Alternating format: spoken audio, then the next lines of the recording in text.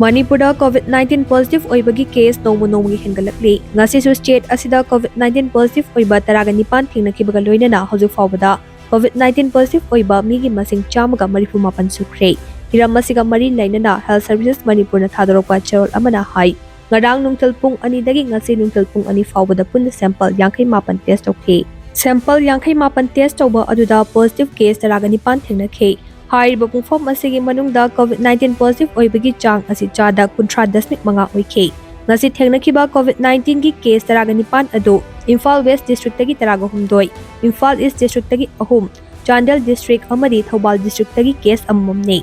Laichat asigi punna sample chatruka taragahumdoi test tawkre. Sample chatruka taragahumdoi test tawba aduda Imphal East District ta 94 Imphal West District ta 113 Bisnupur District amadi Kakching District ta ama, Thengnakhibaga District ta ani amadi Thoubal District ta positive case tare thengnaki haire. HOUJIK faubagi oina miyoi 38 naba phaduna discharge tawkre. Ngasina miyoi ahum naba phaduna discharge tawkhe. HOUJIK active case jam ga yankini thoi leire.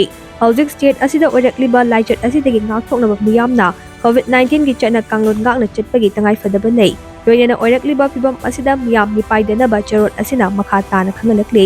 Panba yabade Haukiba tang mapanda Bisnupur District tage miyoi ama chahi asigi ihan hanba oina COVID-19 positive oiramba thengnakibane.